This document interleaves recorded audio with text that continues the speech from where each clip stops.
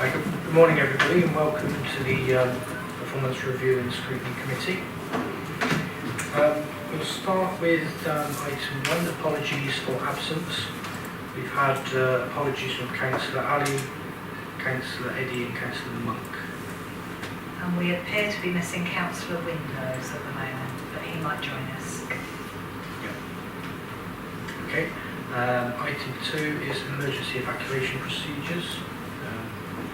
Do you want to take that, Steve? Yeah, thanks, Chair. It's not a complex building, members. If there is a fire alarm today, there is no test scheduled, so it'll be straight out the door.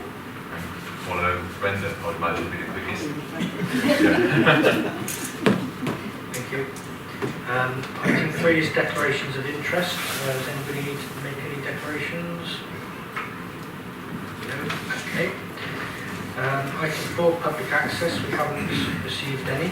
No, I can confirm no public access. And moving on to item 5, Chair's business. So I have to confirm that this meeting is taking place as a face-to-face meeting, but due to the continuing prevalence of COVID-19, we continue to have room capacity restrictions. And so we've had to limit the number of attendees and the entry of the press and public. And so for this reason, we are recording the meeting for the public to view, whereas before COVID, committee meetings were not recorded. And so could I ask anybody who's speaking to make sure they use the microphones, as that affects the recording of the meeting. So if I could ask members to introduce themselves for the benefit of the members of the public who are watching the recording when it is uploaded after the meeting. I shall start. My name is Councillor Robert Payne. I'm Councillor for Weston-super-Mare Central and North Somerset Council and the Chair of this committee. Thank you, Chair. I'm Paul May. I'm a councillor for Bath and North East Somerset, and it's my first attendance to this committee, and I'm looking forward to working with everybody on it. Thank you. You're most welcome. Ben?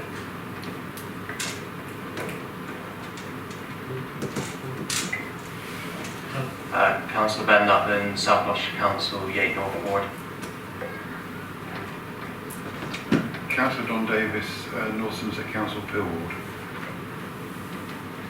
Councillor Brenda Massey, Councillor for South Mead, standing in for Councillor Ali. Thank you. And I'll ask the officers to introduce themselves as well.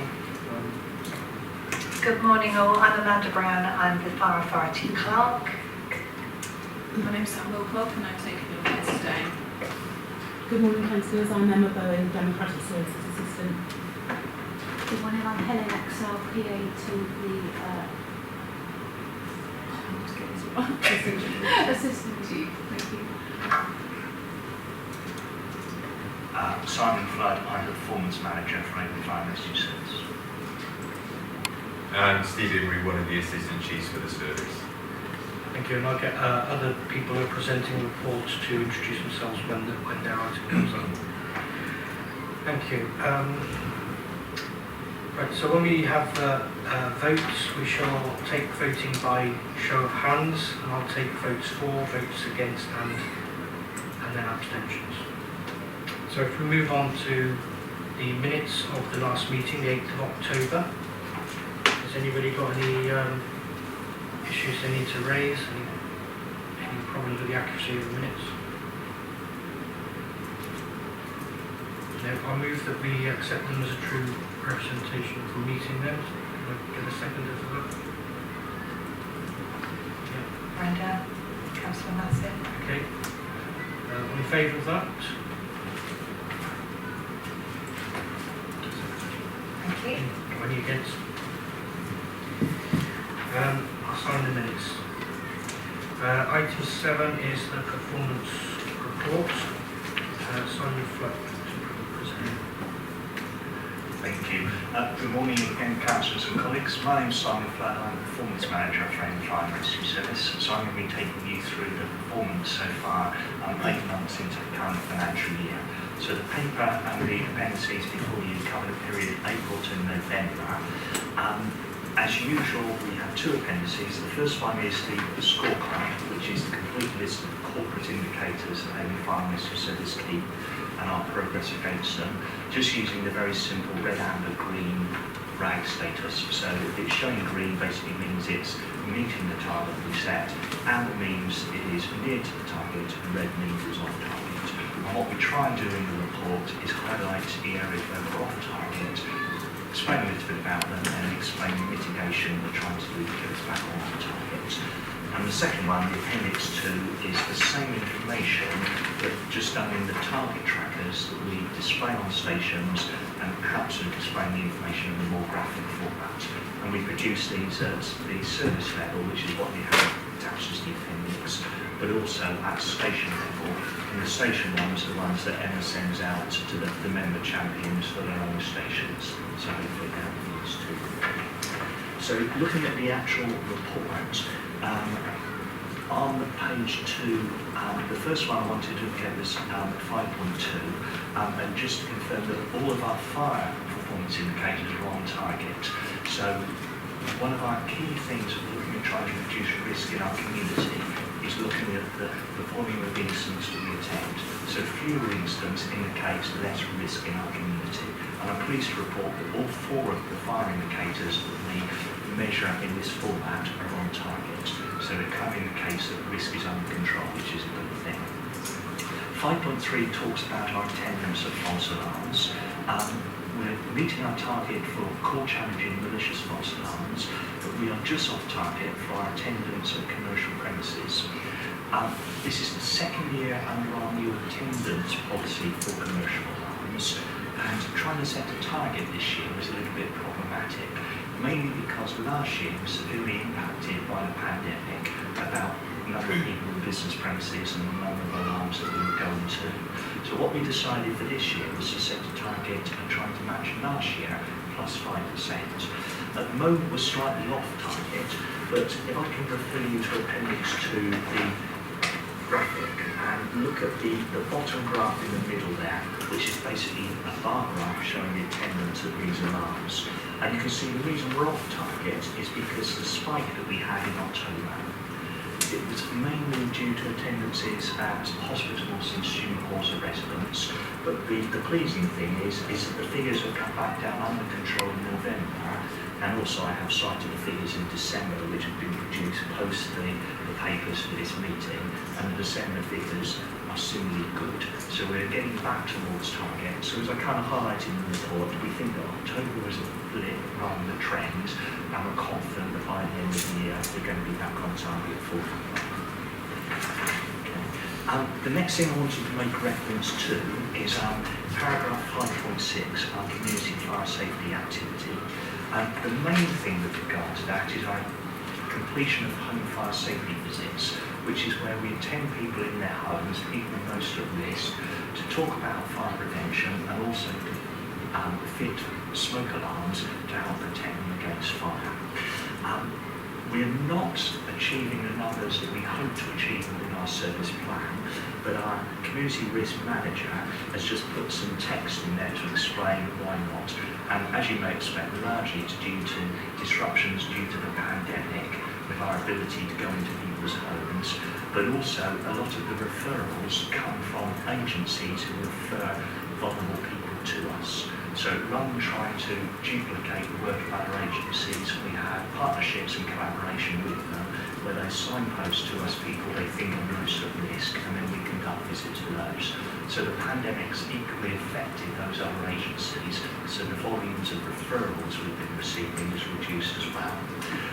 So we are looking to increase that as we're going along, and the targets that we're setting for next year will have increase again, so hopefully the volumes will start increasing, which will be good. The next thing I wanted to refer to, and these are slightly linked, is in paragraphs 5.7 and 5.8. So 5.7 is about our sickness, and 5.8 is about our completion of return to work interviews after someone has been ill. So We had a 3-year plan which ends this year, which was to try and get our sickness so we were at least matching the average of the other fire rescue services who submit data to the National Fire Chiefs Council. The first 2 years we were quite successful with that, but in the last 8 months our sickness hasn't been where we wanted it to be. So we know we need to do some work on there, and our Human Resources Manager has put some text on there to say what we're looking to try and do.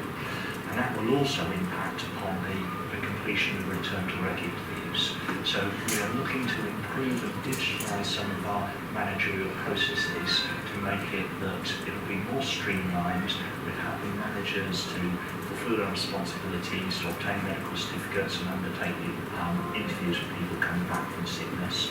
So unfortunately it looks like we're not going to meet target by the end of the year, but it is something we're closely looking for to improve upon, and it is on the agenda for our service leadership team meeting tomorrow, so it's something that's going to be discussed then. And the final thing I wanted to make reference to, which again is something that we've struggled with recently, but is the completion of our performance and development reviews.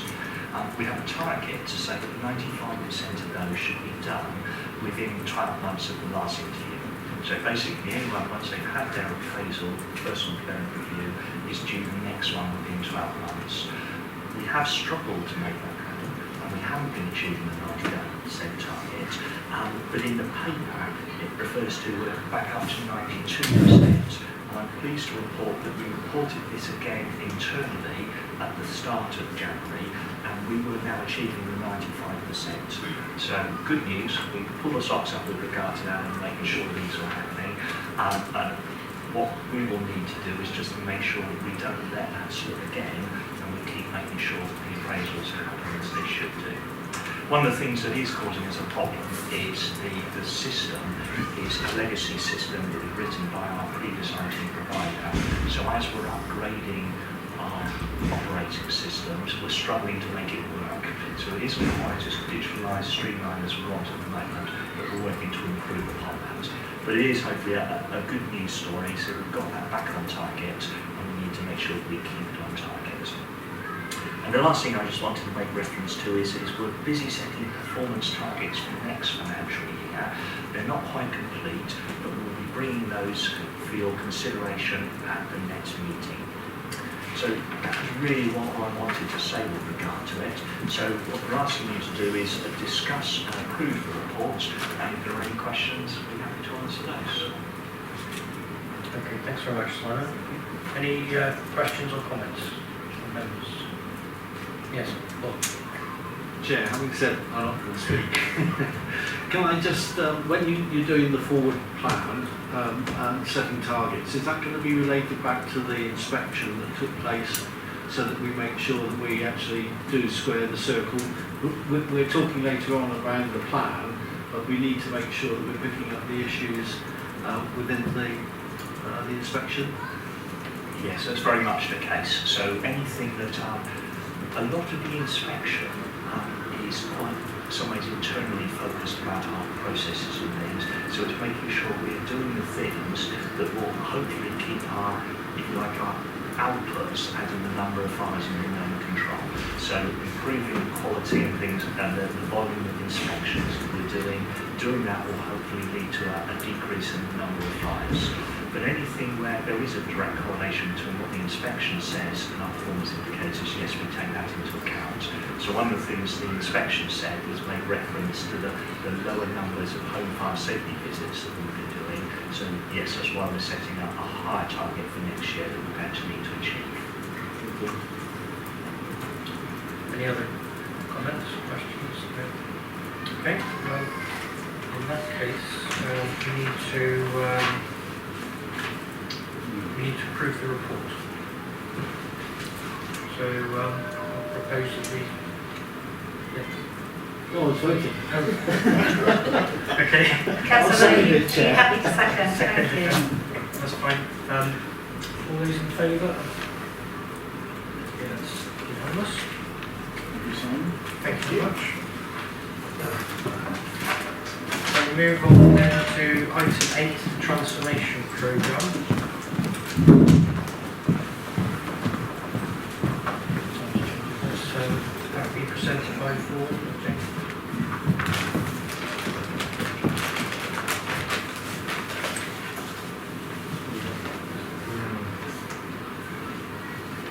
Morning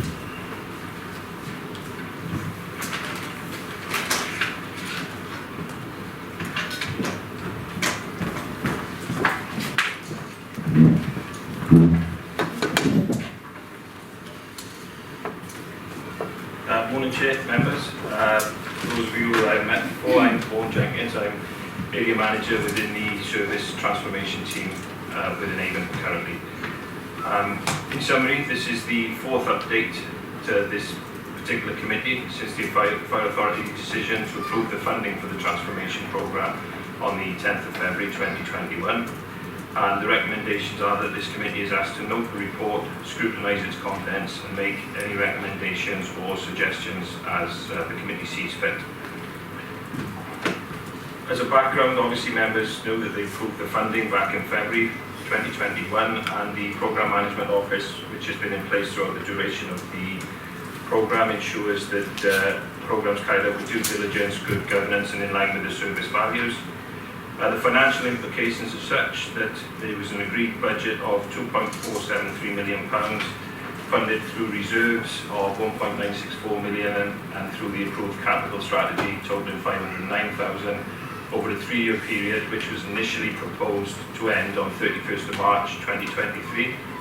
As members will note from the minutes, a paper was presented to the Transformation Programme Board at the meeting on the 17th of December 2021 with a recommendation for a revised programme timeline, which would result in an additional year being added to the timeline, i.e. rather than the programme end on the 31st of March 2023, it's been extended to the 31st of March 2024. That revised timeline is included as Appendix 1 and gives an indication of which work packages will be addressed at which stages throughout the 3 years, or the remaining two and a bit year cycle.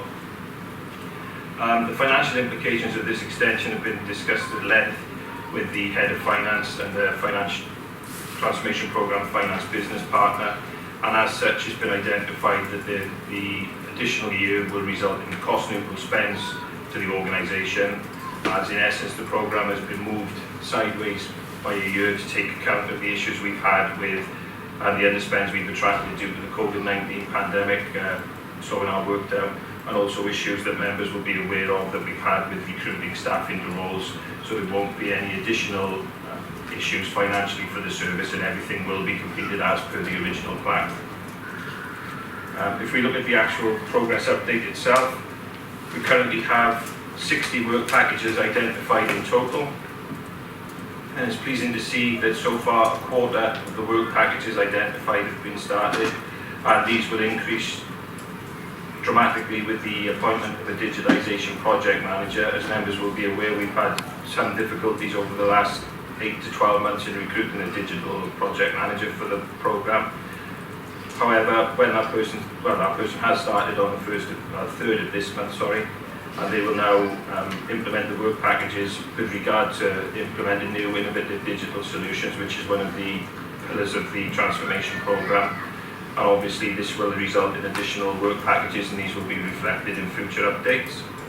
As I said, the Watch Manager, which has been appointed to the role of Digitisation Project Manager, is an existing Watch Manager within service.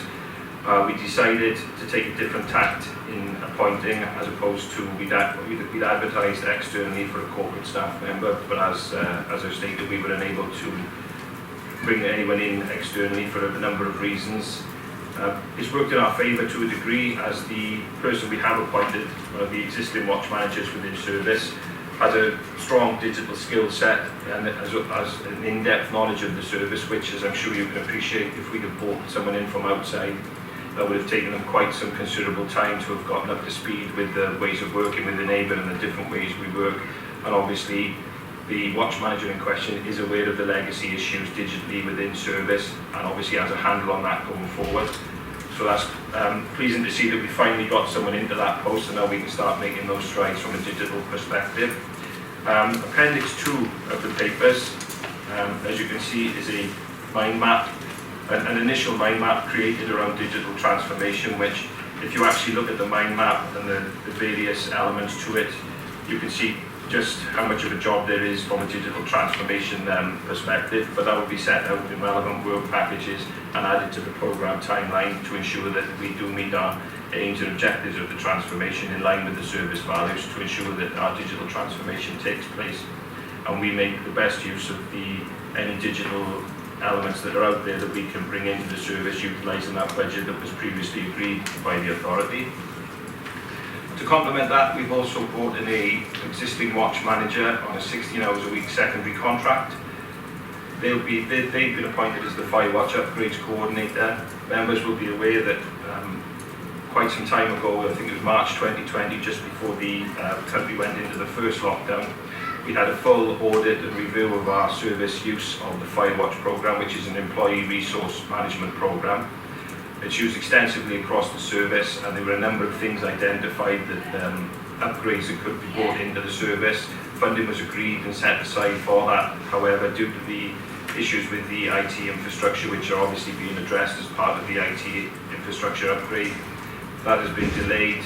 The existing watch manager, who's an end user of Firewatch, who knows the service and the Firewatch programs very well, has been brought in on an initial 4-month period to implement those Firewatch upgrades and coordinate that between the external provider and our internal partners. Publicity-wise for the programme, the Workplace Transformation page is continuing to be used to share messages. Transformation Matters newsletters being produced, one of which is the 3rd or 4th newsletter is due to be published later this month. We continue with station and workplace visits at a pace, and obviously it's important for us as a transformation programme to visit stations, visit workplaces and work groups across the service to ensure that everyone has their opportunity to feed into the programme, receive updates on the programme, and we've had nothing but positive feedback around these and the value they bring into the service personnel. As to a person, they've informed us that they feel included within the programme, which was something at the outset of the programme that was particularly important. This is something we want to do with the organisation rather than to the organisation, so it's important for us to have that buy-in across the board, obviously from Fire Authority all the way through the rest of the organisation, which I believe we currently have, and that's why we put particular importance on the workplace and visits, and obviously myself reporting to various committees to ensure that everyone is fully aware of everything that's taking place within transformation.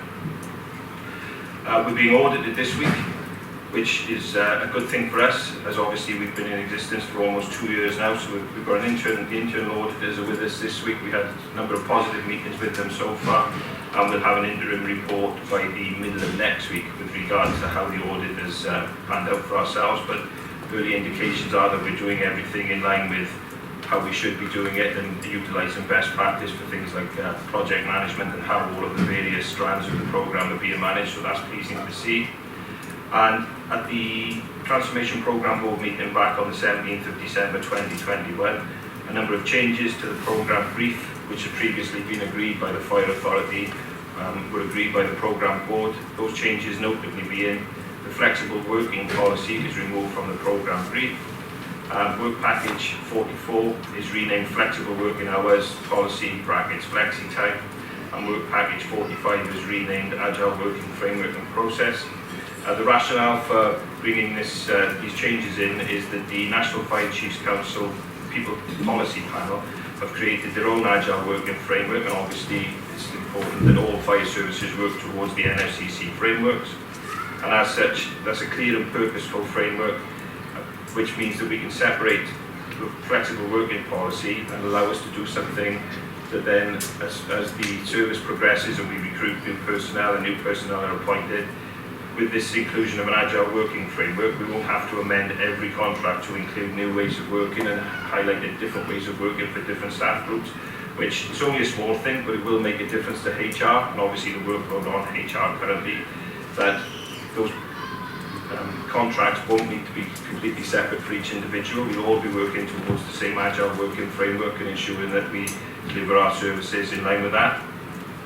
The risks to the programme were identified on the Corporate Risk Register as CRR 19. Our current risk rating is 12, and with our mitigations in place, it's proposed that that risk rating will drop to 9 once the digitisation begins in earnest with the following the appointment of the digital project manager.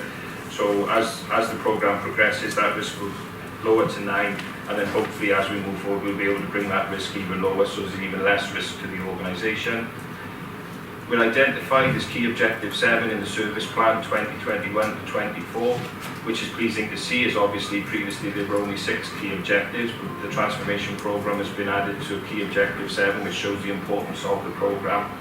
You'll have received the previous background papers, and obviously I've gone through the appendices briefly with you, but if there are any questions or anything I can expand on, please let me know. Thanks very much, Vaughan. Any questions for Vaughan about the transformation? Don, yes. Thanks for the comprehensive update, Vaughan. I just wonder, in terms of the transformation timeline document, the appendix, how does that relate into page 25, the progress updates? I noticed there's only unfortunately one that's delayed, but I couldn't see, and if I have missed it, I do apologise, how that then feeds back into the timeline. Is it useful for us to know, because people aren't quite so close to the project, as to where the delays are?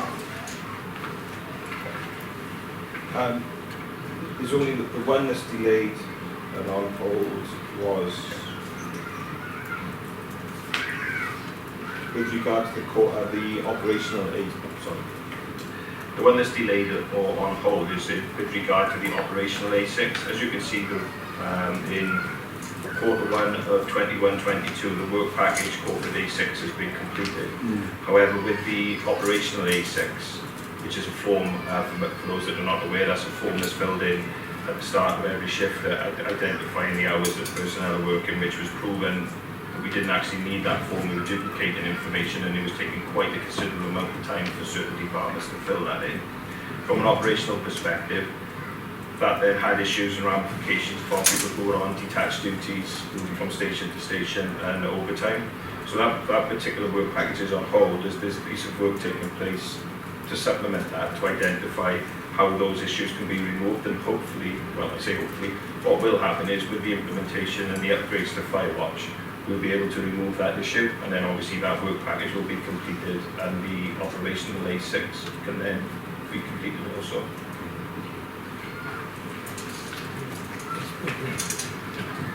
Chair, probably Amanda would tell me I'm out of order. The use of reserves, do we look at the reserves that the fire authority have as a matter of principle, because it would be handy to just see what the use of reserves are.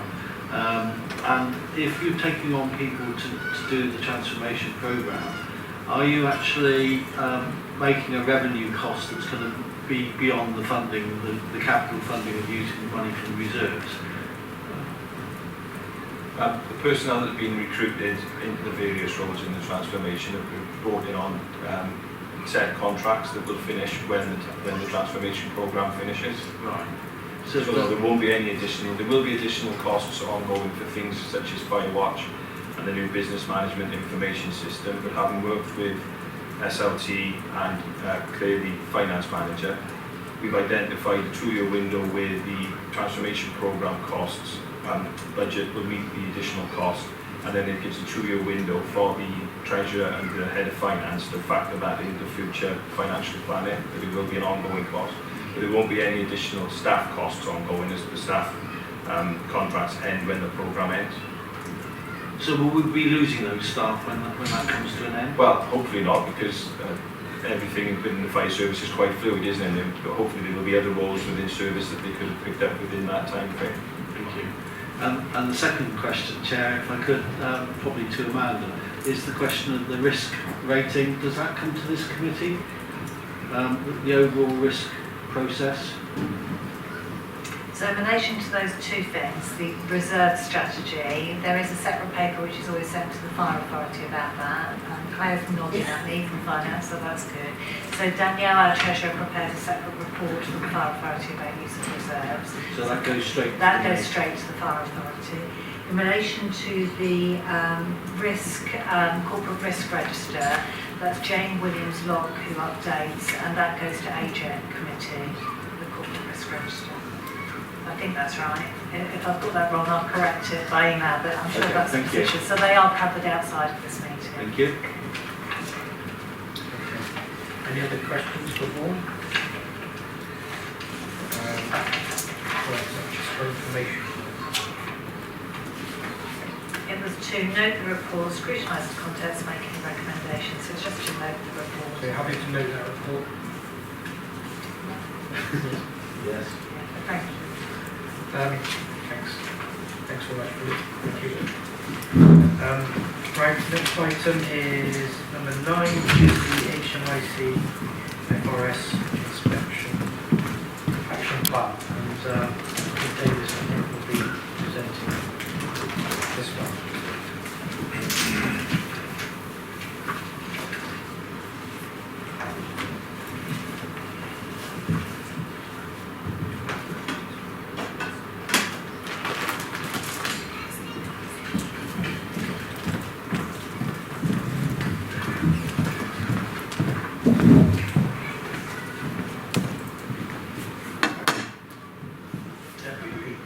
Thank you, Chair, members, colleagues, good morning. For those of you that I haven't met before, my name is Pete Davis. I'm the Service Liaison Officer for Her Majesty's Inspectorate for Constabulary and Fire and Rescue Services, normally abbreviated to HMICFRS, or even more abbreviated just to HMI. And I'm presenting today paper number 9, which is the committee's regular update on progress against our HMI inspection action plan.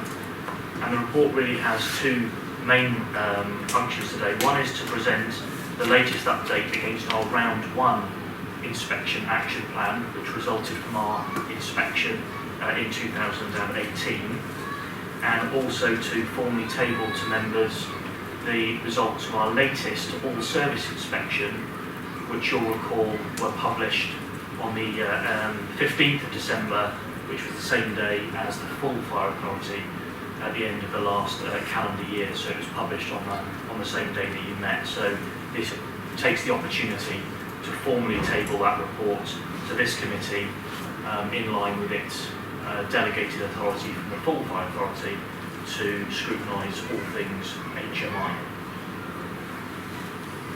So if I start with that first piece, which is ongoing progress against our round 1 inspection action plan, which is provided at Appendix 1.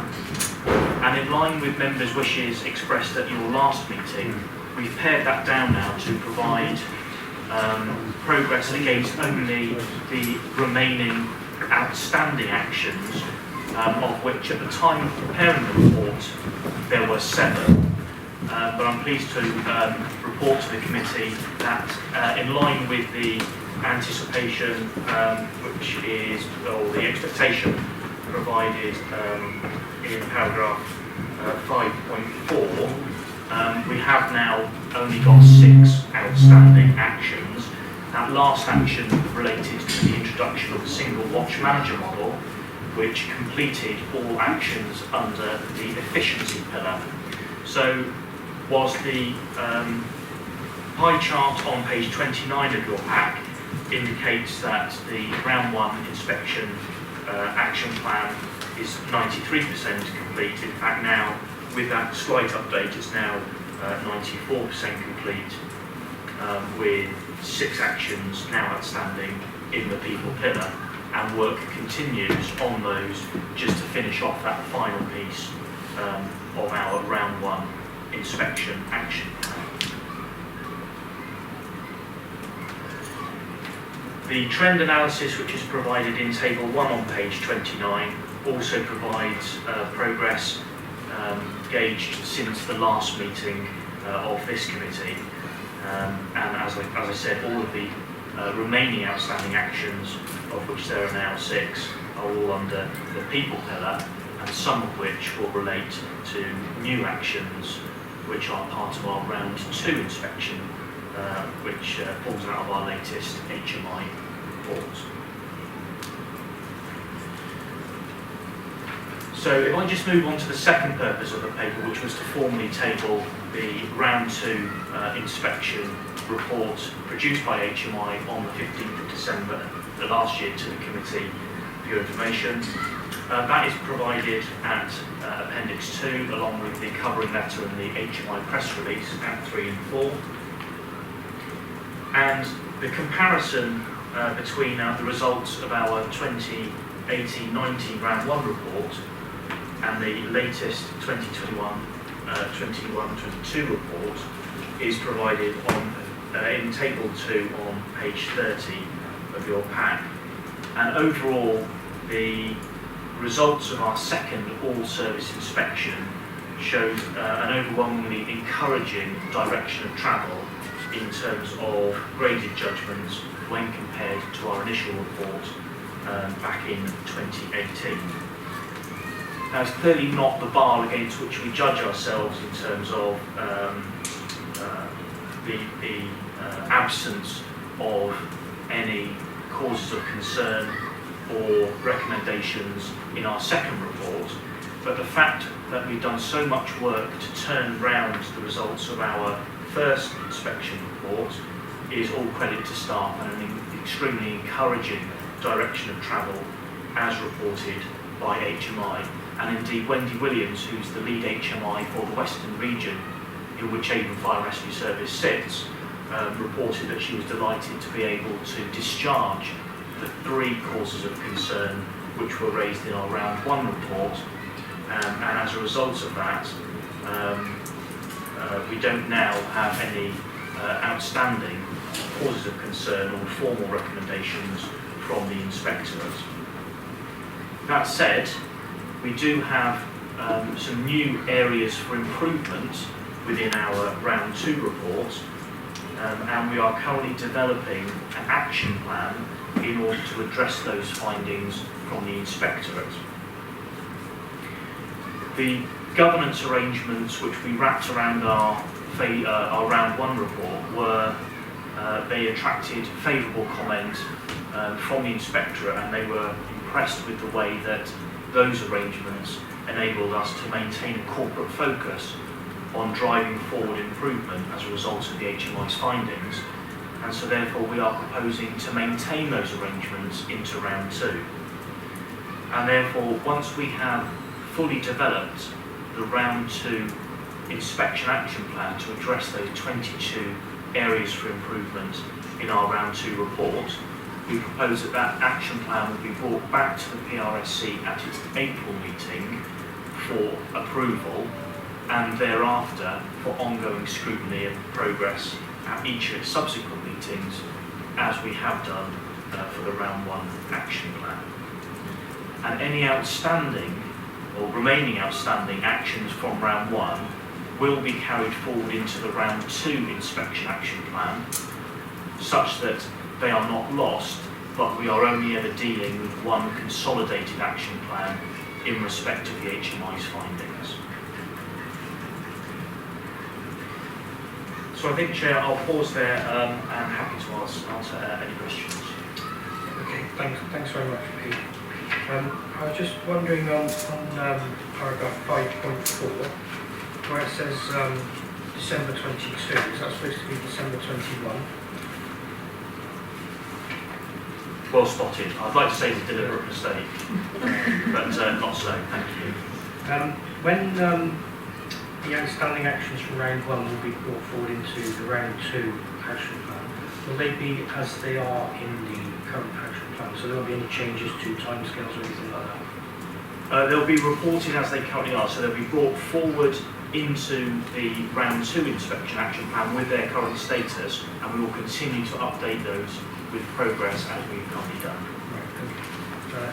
Anybody got any questions for Pete on Brendan? Thank you, Chair. One of the areas I'm particularly interested in is the people area in here. So I have been having a number of conversations with Simon Shilton about this, about what we can do to potentially attract more women and members of ethnic minorities to come and join us as a service. Because I think at the moment they are underrepresented, and I would really like to do more work on that. So there are a number of areas under people that I'm really concerned about, and I do want to develop further in the future. That be included in the action plan? Yeah, I mean, as I think in the just as a matter of interest, paragraph 5.9 of the report talks about Her Majesty's Chief Inspector of Fire and Rescue Services annual report, which was also published on the 15th of December last year, and that acknowledges that recruitment of, for example, black and ethnic minority members of our community, as well as female members of our communities, those recruitment challenges exist across the fire and rescue service nationally. We're not the only ones, but indeed our action plan will look to address those challenges as best we can, such that we make improvements in those areas. All right. Any other questions? Paul, yeah. Chair, thank you, Peter, for a very clear report. I think the table that compares 18 with now is really useful. As somebody who's new to this, I sit there and see 9 areas requiring improvement. That's not something that we should be too happy about. I look forward to getting the plan when you bring it forward, so that we can see how we're improving those elements. Because there's a lot of detail in the report, and it's very easy then for us just to say, well, we've made a lot of progress, but then sit back. So I think the scrutiny at the next stage will be really important, and thank you for putting it out so clearly. I think it's been helpful. Yeah, thank you for those comments, Councillor. I think that really kind of relates back to that bit about whilst the absence of any new causes of concern or recommendations from HMI are certainly not that bar against which we judge ourselves, it does represent a significant improvement from last time, but we are certainly focused on the fact that we've got further progress that we need to make. And we will be approving the action plan at the April meeting. Yeah, so we've been working through those governance arrangements for the next action plan, and our proposal is that the round 2 action plan will be finalised and developed into a final draft by officers for presentation at the April meeting of the PRSC, for you then to approve that initial action plan and scrutinise progress at every meeting thereafter. Okay, great. Okay, everybody happy to note the reports and the progress made? Thank you very much, Pete.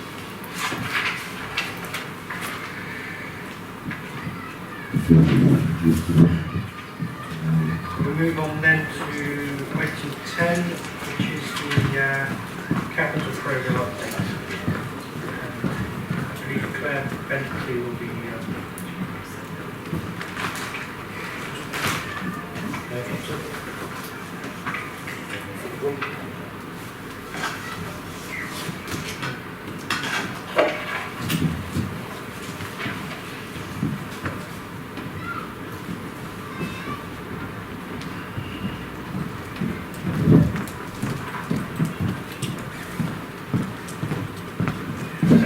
Claire's from finance, so she'll be able to review the financial aspects, but they don't have detailed knowledge of the individual projects. Okay, Claire, thank you. Thank you. Good morning, members and colleagues. I'm Claire Bentley. I'm the Head of Finance for Avon Fire and Rescue Service, and I will be presenting today our 3rd quarter update on the capital programme for 2021-22.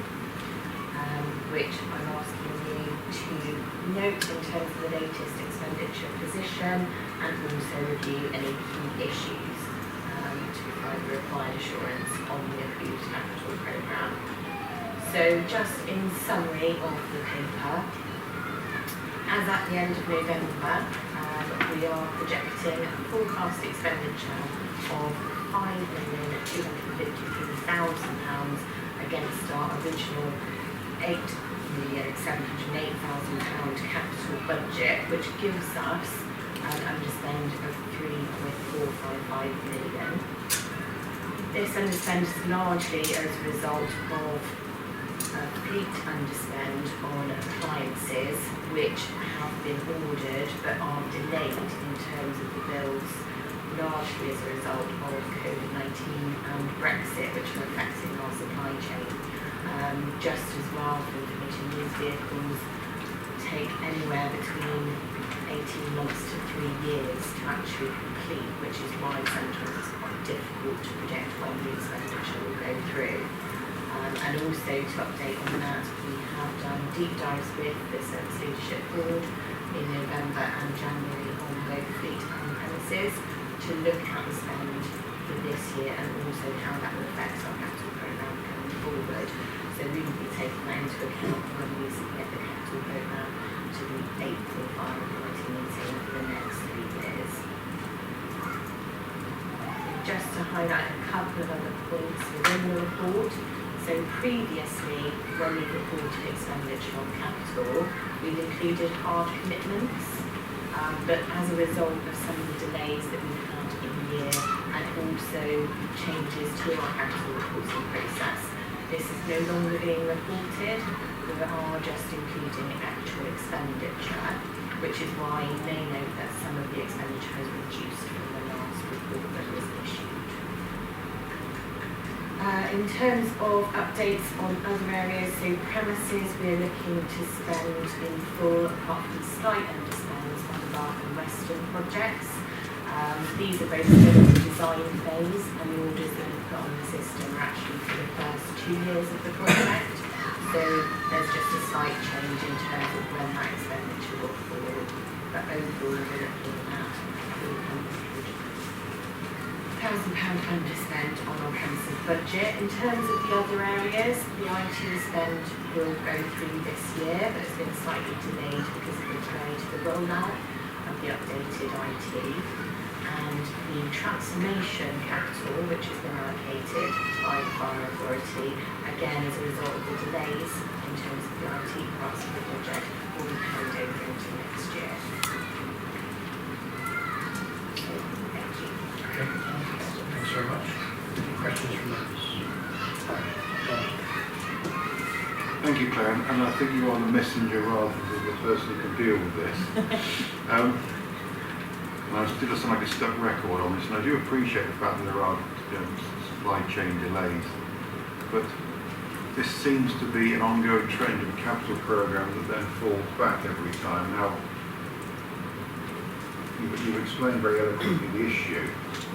This was relatively foreseeable, I would have thought, in the sense that there will be supply chain delays. And I guess my concern is, yes, the vehicles will get built when they get built. What's the operational impact? Because I think we're looking at the narrower vehicles rather than the larger vehicles. Looking at, so we lost some operational capability in terms of that. The other great concern is the inflationary impact. And so I guess people are building these. They're not going to say, oh, we'll build it for the price we gave you 2 years ago. They're going to charge the price they will charge now. So there could be an impact on the capital programme in that regard. And I'm not expecting you to answer those questions, Claire, because they're not correctly financed. Otherwise, Steve can, but I think we need to keep a bit more abreast of some perhaps we have in the past. I'm happy to give the first part of the answer. In terms of how we're looking at this going forward, like I said, we did have a deep dive on the fleet and some of the issues that we've had previously at the Jubilee SRB meeting. And as part of that, we are very carefully reviewing with the fleet manager, myself and the treasurer, and also the director of corporate services, how we actually program in the capital spend going forward. And also, as part of that, reviewing the fleet strategy and the type of appliances that we will require. So that work is underway and will be factored in when we present, like I say, the new capital programme for the next 3 financial years. And so I don't know if there's anything more about that. I think Claire pretty much covered most of it. In relation to the operational impacts, I would say it's minimal. It's obviously part of our ambition to have smaller trucks as part of that capital programme going forward, absolutely. Direct operational impact is minimal at this stage, and unfortunately it is unavoidable. I could just add one final thing. At the Fire Authority meeting in December, we did consider the fleet capital programme in quite a lot of detail, and And I think full fire authority approved readjustment of the expenditure, so electric vehicles could be ordered instead in year because we knew that the appliances were delayed. So there was some adjustment considered by the fire authority at the meeting in December. But I will take your concerns back to Councillor Davies.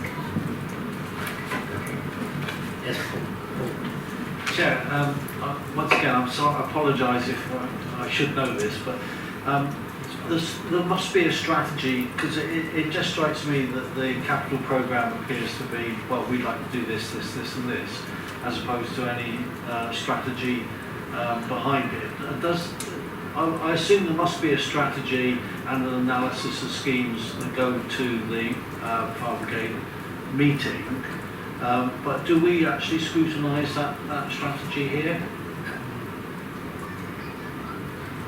No, so we are reviewing the capital programme that's proposed at the February Service Leadership Board, and then that strategy will go to the March fire authority meeting alongside that updated capital programme. So that's actually approved at that full meeting, not the So that's not actually our role.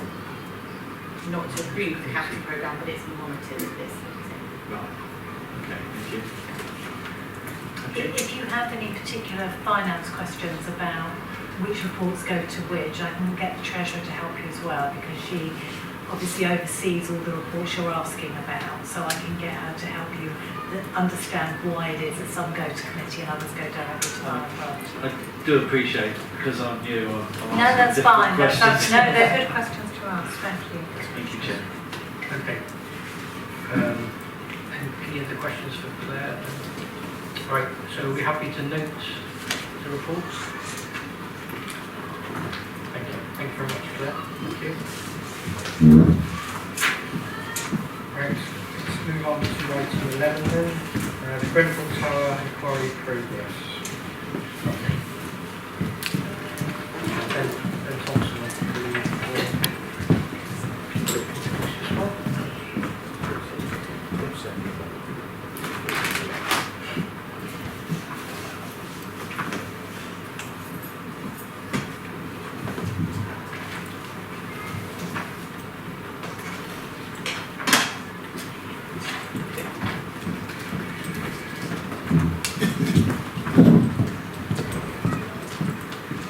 Morning Chair, morning councillors and morning colleagues.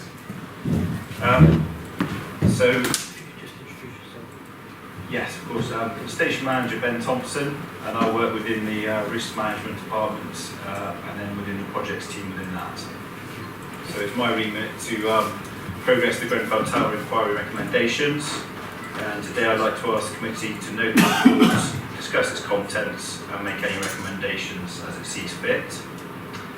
So starting with the summary of the paper, which is item 11 on the agenda, the report shows the same overall completion rate as the last meeting in October 2021.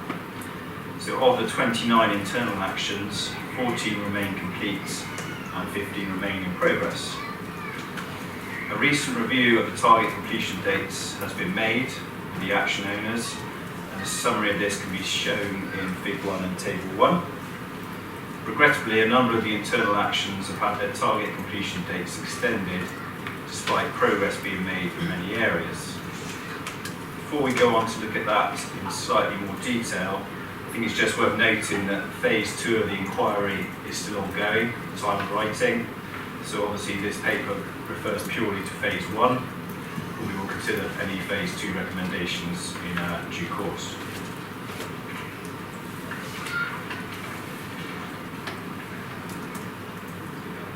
The extension of a number of target completion dates, which are documented in Table 1, are due to a number of reasons.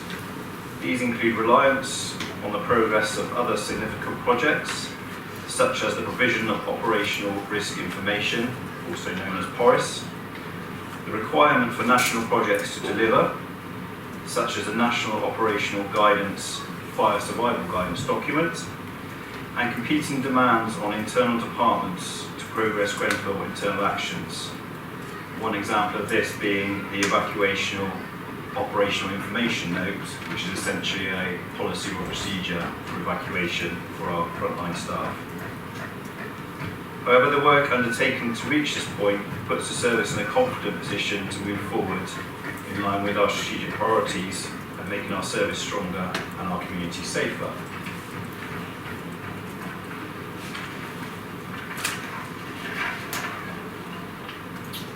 A brief update on the work that's been going on in collaboration with Bristol City Council. I'm pleased to report that the focus on the CAD plans, which are also annotated with additional information, we've now reached a number of 42 which are live on our frontline appliances or our frontline fire engines, and that's an increase from 23 in October. So that piece of work is progressing well. And it's also worth noting that a business case was approved in October for the provision of operational risk information system solution. And this lays the foundation for improvements in this area, which is essential for progress in relation to internal actions 2, 3, 4, 12, 18 and 20. The additional human and financial resource which this business case has secured will be of real benefit in relation to completing these actions. Going to pause there, and I'm obviously happy to answer any questions. For the benefit of the members who don't know, would you mind just explaining what PORIS is? Thank you. Yeah, so PORIS, or the Provision of Operational Risk Information System, is a term that was first created in 2012 by a national document. But in layman's terms, it's risk information, so that could then be anything from hazardous materials at a major industrial site, to information on the number of floors that a building has, where the lifts are, where the dry rise or entry points are, how it's best to evacuate that building. Another example would be a container full of fireworks that suddenly pops up in late September to supply the market for November, Christmas and New Year. And obviously those ones are more difficult to track because they change with economic demands and supply chains. Thanks, Ben. Any questions for Florence?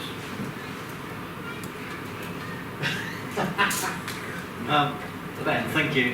Have we done an audit of all the buildings that fall within the Grenfell Tower definition in terms of the Avon area?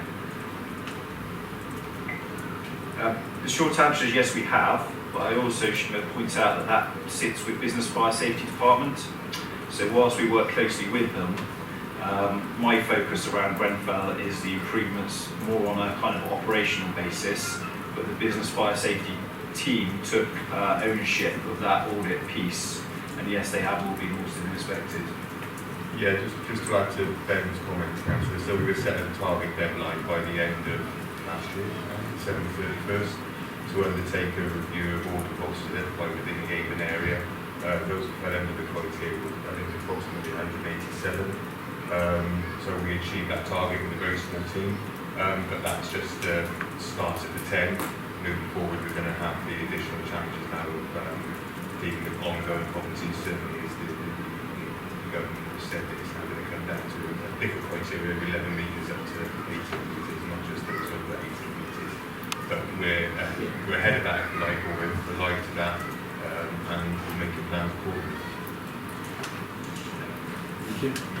I was actually going to ask pretty much the same question, so I'll amend it slightly and say, do we have a map showing where the main clustering of buildings that would come under this? I know we have some in Bristol, but I'm not sure that we've got most of them. It's all linked into my response to Councillor May. So the audit that was done over the last 18 months or so, the PFS, Business Fire Safety Department, they've identified every property that's relevant, and that forms the basis of their ongoing audits, if you like. Councillor Massey, I can ask Business Fire Safety Department to see if there is something like that available for you. I think that would be Okay, that's fine. Chair, if I can perhaps explain a little bit more where my thought process was. We've got Ben doing this work around Grenfell. we've got a number of buildings. If something's happened and we haven't responded as an authority to it in the way that you're doing your work, it's joining the two together. And I can see that there's proper work going on there, proper work going on somewhere else, but are we actually making sure it all fits together if we have an emergency that we've got to deal with? Yeah, we absolutely do. The business fire safety teams are engaged, if you like, on an ongoing basis with relevant authority teams to ensure that those pieces of work are coordinated. Thank you. Right, any other comments? Tom, yes. Just very quickly, thanks for the report, Ben, and all the work the team are doing. I appreciate it's really difficult. What might be useful then, Steve, is at the next briefing we have is just to go through the current update, because clearly a place like Portishead there are an awful lot of buildings which were less than the 18 metres but fall into a new category, and a lot of residents are quite concerned. We send feedback into them raising questions with us, so I think it would be useful to have a quite brief update around it. I do appreciate the fact that when this was first done, the amount of work we did and the amount of additional resource we put into, in terms of risk management. So I think we did everything we possibly could, and probably more, to meet that hazard. But I think it will be useful to have an update.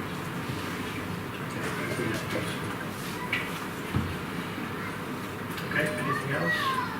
Should we just rename the report? Okay. Thank you.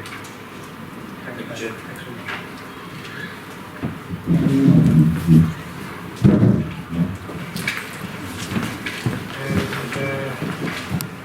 And item 12 is the collaboration and partnership working update. And I'll be passing it to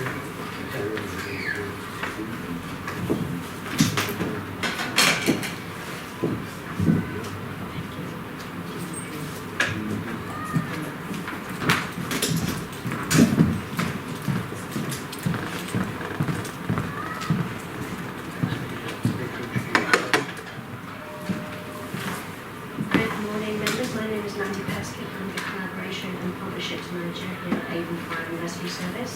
My role sits within the corporate assurance team at Service Headquarters.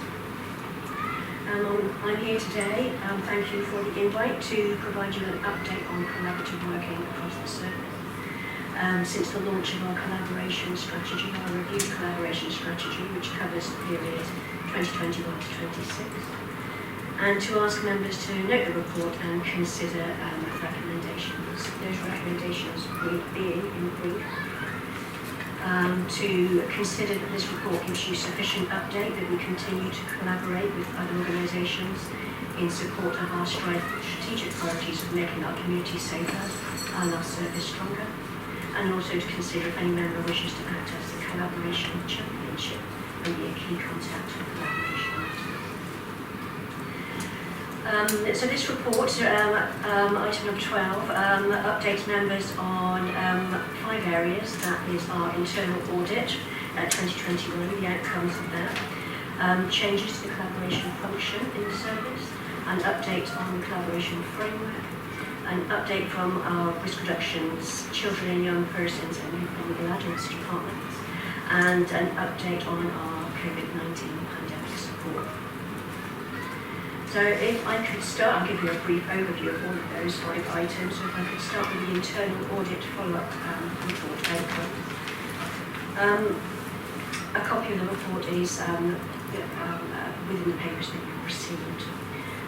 It's a follow-up audit on actions that we've taken previously, the previous year, but this follow-up report enabled us to confirm that our informal home fire safety visit referral partnerships were now being monitored by our new community partnerships advisor, who is a dedicated member of staff taking care of our home fire safety visit partners. So these partners, for your information, refer their vulnerable clients into Avon Fire for a free home fire safety visit. The new CPA has been in post since March, sits within risk reduction, and began as an apprentice, so she's had a difficult start considering COVID. So the CPA now monitors the setting up, ongoing monitoring, evaluation, and training of communications protocols. Having the dedicated CPA to manage these ensures greater home fire safety visit referral activity, which means we're reaching more vulnerable people in our communities, although this has over the last couple of years been hampered somewhat by COVID. In the audit, we were also able to provide evidence of completed reviews as part of a project to review all home fire safety visit referral partnerships. And this has enabled us to record performance and any issues and offer our partners support, training and get their feedback on the engagement and act on that feedback. We were also able to provide evidence of a report outlining the outcomes of that project to review those partnerships. A report was then submitted to Group Manager Risk Reduction, included the outcomes and also suggestions to improve the effectiveness of those partnerships and to maintain and indeed increase referrals. Those improvements include the provision of staff training for our partners, the introduction of a performance rating system, so that's our red, amber, green rating system, and also working to provide referring partners with details of clients that have declined our offers of a home fire safety visit. This enables them to go back to that client and encourage a visit just in case there are any underlying fire safety related issues that we need to be aware of. We were able to provide evidence of an updated home fire safety visits register, which includes information, details of all the information I've just provided you. Having the dedicated community partnerships advisor has enabled myself as collaboration and partnerships manager to focus on our 34 formal collaborations and partnerships across the service. These arrangements I can now focus on these 34 arrangements, whereas previously part of my focus was on the home fire safety partnerships too. My main focus at the moment is ensuring that documentation is provided for all of these formal collaborations, and that the planning process is completed in full before collaborations start. That will reduce any risk that might be present. Sorry, I've lost my train of thought there. So I'm going to move on to the next one. In November 2020, as part of a COVID recovery work package, I tasked our 34 collaboration leads with carrying out reviews of those collaborations and partnerships for two purposes. One is just to carry out a full review in general, and also to capture the impact of COVID-19 on those partnership arrangements. And going forward, we will continue to review our formal collaborations annually to ensure that they continue to support our objectives and that performance is best assets. We're going to be seeking best practice from other fire and rescue service, indeed that's started, in the best way to evaluate formal collaborations and to apply metrics to the evaluation process. So moving on to changes to the collaboration function. My role previously as partnerships manager moved last July from the risk reduction department or directorate to corporate assurance. So now that our dedicated CPA can take care of the home fire safety visit referral partnerships, I can now focus within corporate assurance on managing our formal partnerships. We continue to review the collaboration framework to bring it in line with best practice. So we have the strategy, which tells readers what we do in the broader collaboration. The framework tells readers how we do it. The new framework will bring our processes in line with best practice. We are adopting sector-relevant principles of ISO 44001. So that's an international standard for collaborative business relationship management systems. And although we are not seeking to seek accreditation to the ISO, we do want to adopt the 12 principles where we can in our collaboration framework and our collaboration work in general. And just as an example, I won't list all 12, that includes relationship management, governance and processes, value creation, and exit strategies. Changes to the framework will also provide us with more robust processes by which to initiate and manage our collaboration activities. from journey start to end, including thorough setup and planning arrangements, maintenance, performance monitoring, evaluation, and finally disengagement.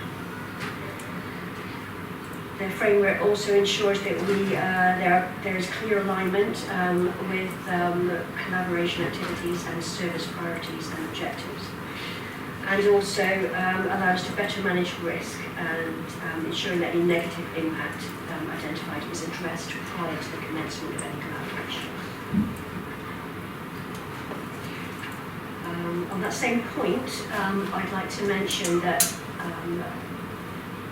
risk and impact assessments are now to become mandatory for all collaborations, as indeed I understand for any new piece of work, project, policy, etc.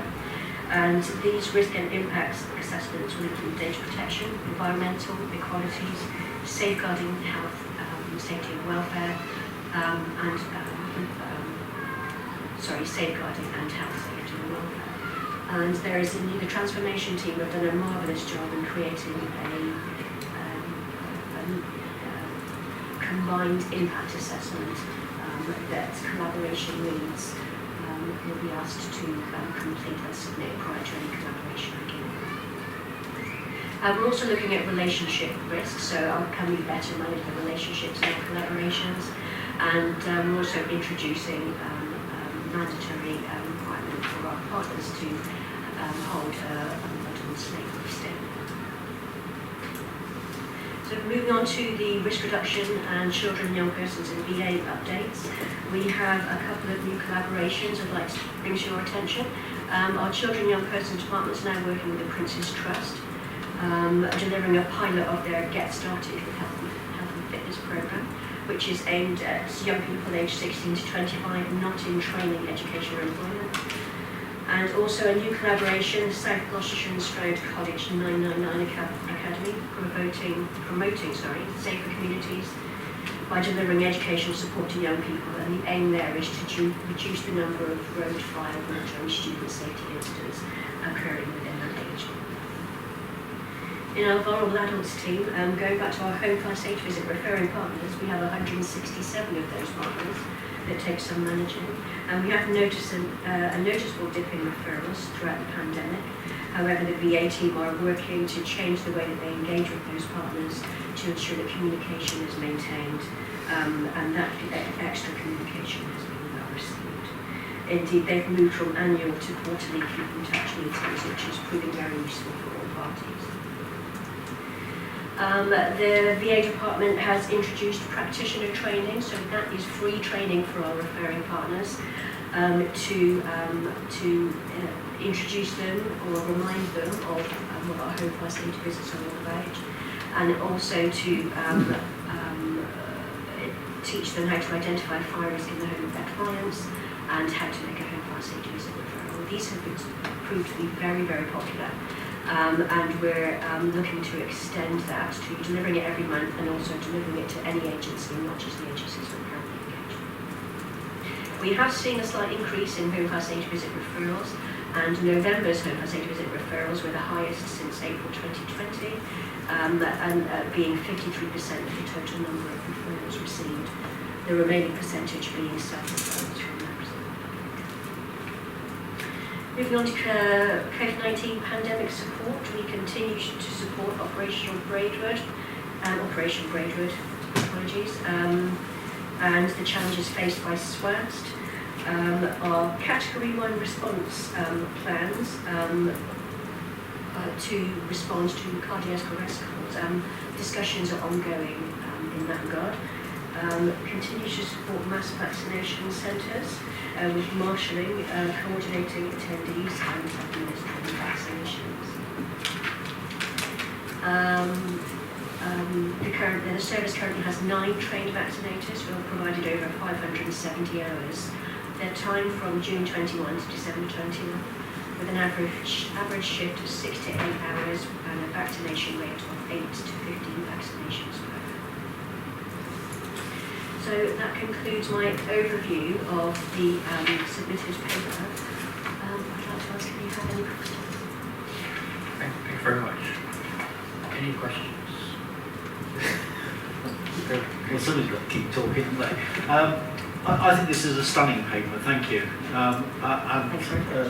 For me, somebody new, it's completely off the right wing, if you see what I mean.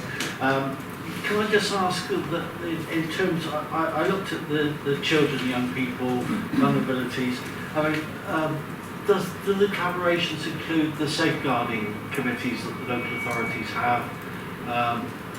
And when you think about the numbers of people, you've got local authorities, you've got the WECA, you've got 4 universities, 7 colleges. Are they all included in these collaborations? I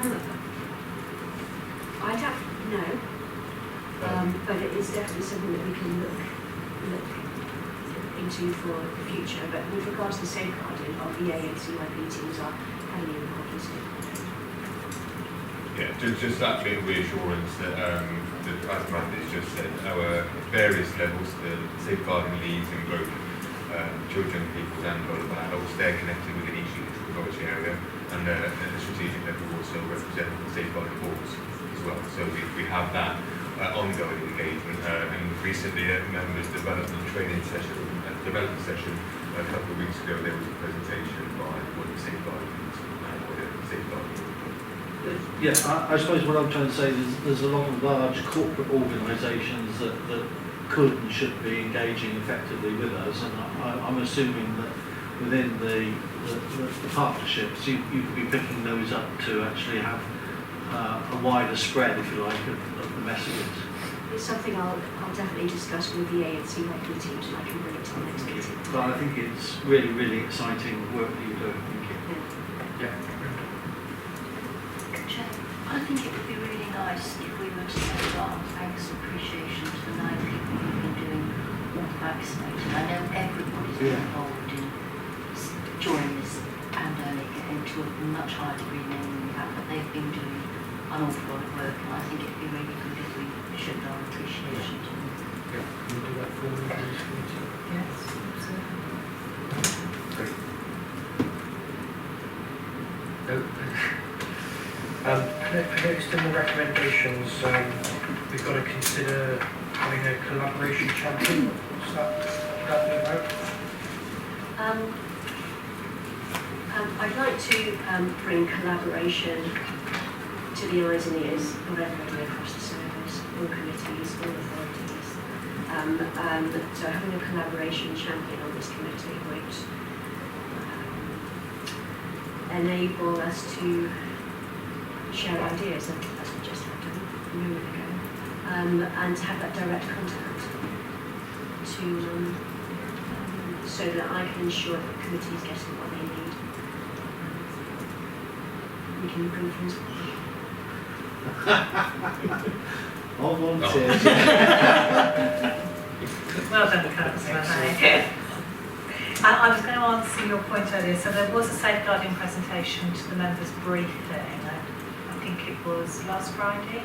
So I'll make sure you get a copy of that presentation. It has the name of the 2 members of staff who are dedicated to the children and young persons team. So that would be a good contact for you if you have any questions about specifically which universities or colleges we're in touch with, which ones we should include on the list. Then I can link you up with those individuals. Okay. And I can also provide you with that further information prior to the next. Good. It's quite well quoted all the universities, and that's fire safety visits we've been doing. Okay then, so shall I propose that we note a report and that we appoint Paul May as the collaboration champion? Thank you, Paul. And you have I've noted that you want to send your appreciation to those who carried out vaccinations as well. Okay. We'll take a vote on that. All in favour? Who's second? Sorry, I missed that bit. I'll second. May, Councillor May second. Okay. All in favour? Any votes? No. Thank you. Great. Thank you very much.